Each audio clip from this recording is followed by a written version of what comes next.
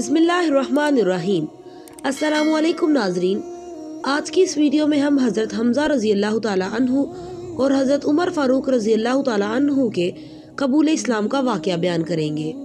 ناظرین، ایک دفعہ حضور صلی اللہ علیہ وسلم حرم کی جانب جا رہے تھے۔ کوہ صفا کے قریب عبداللہ ابن جدعان کا گھر ہے۔ قریب سے گزرے تو دیکھا ابو جہل آ رہا ہے۔ جب ابو جہل نے حضور اکرم صلی اللہ علیہ وسلم کو دیکھا تو آپ کے ساتھ بدتمیزی شروع کر دی اور ایک پتھر پکڑ کر حضور صلی اللہ علیہ وسلم کو زخمی کر دیا۔ آپ صلی اللہ علیہ وسلم کے بدن سے خون نکل پڑا۔ حضور صلی اللہ علیہ وسلم اس واقعہ کے بعد صحن حرم میں پہنچے اور آب زمزم سے اپنے زخم صاف کیے اور اللہ کے حضور سجدہ ریز ہو گئے۔ حضور صلی اللہ علیہ وسلم کے چچا حضرت حمزہ رضی اللہ تعالیٰ عنہ ابھی ایمان نہیں لائے تھے، شکار کرنے گئے ہوئے تھے۔ آپ جب شکار کر کے واپس آ رہے تھے تو بڑا اترا کر چل رہے تھے، تو دو عورتیں آپس میں بات کر رہی تھیں کہ اگر اس کو پتا ہوتا کہ آج اس کے بھتیجے کے ساتھ ابو جہل نے کیا سلوک کیا ہے تو آج اس کی یہ چال نہ ہوتی۔ یہ بات حضرت حمزہ رضی اللہ تعالیٰ عنہ نے سن لی۔ آپ رکے اور ان عورتوں سے پوچھا کیا ہوا ہے، تو ان عورتوں نے سارا واقعہ بتایا۔ یہ سن کر حضرت حمزہ رضی اللہ تعالیٰ عنہ غصے میں آ گئے اور ابو جہل کے پاس گئے اور اپنی کمان کو زور سے ابو جہل کے سر پر مارا، جس سے ابو جہل کا سر پھٹ گیا، لیکن اس نے آگے سے بولنے کی ہمت نہ کی۔ آپ رضی اللہ تعالیٰ عنہ نے کہا کیا تم نے محمد صلی اللہ علیہ وسلم کو لاوارث سمجھ لیا ہے، اور کہا آج کے بعد میرے بھتیجے کی طرف آنکھ اٹھا کے بھی نہ دیکھنا۔ وہاں سے واپس آ کر نبی کریم صلی اللہ علیہ وسلم کے پاس گئے اور روتے ہوئے کہا بھتیجے اب فکر کی کوئی بات نہیں، میں نے اپنی کمان زور سے اس کے سر پر ماری ہے جس سے اس کا سر پھٹ گیا ہے، تم خوش ہو جاؤ اور راضی ہو جاؤ۔ حضرت امیر حمزہ رضی اللہ تعالیٰ عنہ رو رہے تھے اور آپ صلی اللہ علیہ وسلم کی آنکھوں سے بھی آنسو نکل رہے تھے۔ حضرت حمزہ رضی اللہ تعالیٰ عنہ نے آپ صلی اللہ علیہ وسلم کو چپ کرایا اور کہا کیوں روتے ہو، میں بدلہ لے تو آیا ہوں۔ آپ صلی اللہ علیہ وسلم اٹھے اور حضرت حمزہ رضی اللہ تعالیٰ عنہ کا ہاتھ پکڑ کر کہا چچا جان، میں اس کا سر پھاڑنے سے تو راضی نہیں ہو سکتا۔ تو حضرت حمزہ رضی اللہ تعالیٰ عنہ نے کہا تو پھر آپ ہی بتائیے کہ آپ کیسے راضی ہوں گے۔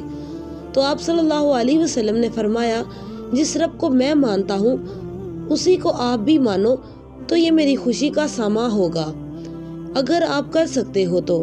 حضرت حمزہ رضی اللہ تعالیٰ عنہ نے آپ صلی اللہ علیہ وسلم کے آنسو صاف کیے اور کہا بیٹا اگر آپ اسی سے راضی ہوتے ہو تو پڑھاؤ کلمہ، میں پڑھنے کے لیے تیار ہوں۔ اور آپ کلمہ پڑھ کر دارہ اسلام میں داخل ہو گئے اور اسلام کی خدمت کرنے لگے۔ حضور نبی کریم صلی اللہ علیہ وسلم نے جب حضرت عمر فاروق رضی اللہ تعالیٰ عنہ کو دعوت اسلام دی تو آپ رضی اللہ تعالیٰ عنہ نے اس دعوت کو قبول کرنے سے انکار کر دیا۔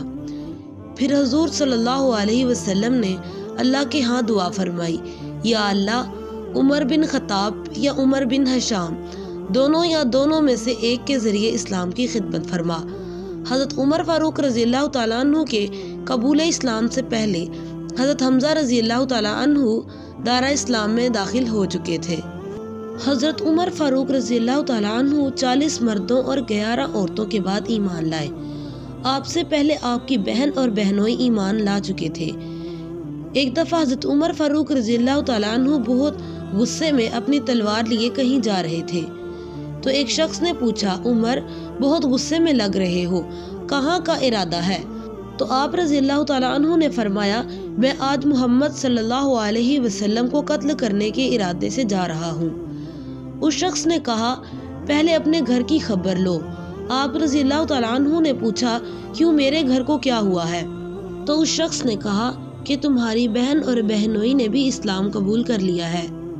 یہ بات سن کر آپ رضی اللہ تعالیٰ عنہ غصے سے بھرے اپنی بہن کے گھر جانے لگے۔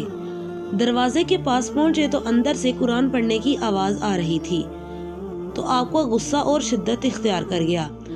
آپ رضی اللہ تعالیٰ عنہ کے بہن اور بہنوئی نے آپ کے قدموں کی آہٹ سنتے ہی جلدی سے معلم کو چھپا دیا اور آگے بڑھ کر دروازہ کھولا۔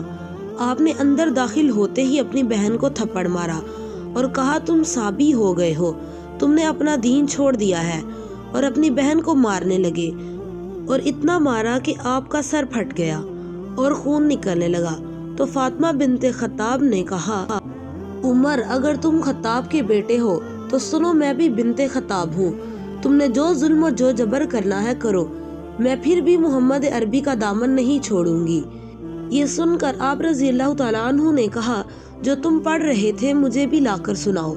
تو آپ رضی اللہ تعالیٰ عنہ نے کہا، تمہیں غسل کرنا پڑے گا۔ آپ رضی اللہ تعالیٰ عنہ نے غسل کیا اور اتنے میں معلم بھی آ گیا اور قرآن کی سورۃ طٰہٰ کی تلاوت کرنے لگا۔ آپ رضی اللہ تعالیٰ عنہ یہ کلام سن کر بے تاب ہو گئے اور کہا، مجھے حضور نبی کریم صلی اللہ علیہ وسلم کی خدمت میں لے چلو۔ حضرت عمر فاروق رضی اللہ تعالیٰ عنہ اپنے بہنوئی کے ساتھ حضور صلی اللہ علیہ وسلم کی چوکھٹ پر پہنچے تو صحابہ نے دروازے کی سوراخوں سے دیکھا تو پریشان ہو گئے۔ آپ صلی اللہ علیہ وسلم سے فرمایا، حضور عمر ہے اور اس کے ارادے ٹھیک نہیں لگ رہے۔ اس وقت حضرت حمزہ رضی اللہ تعالیٰ عنہ بھی آپ صلی اللہ علیہ وسلم کے ساتھ تھے۔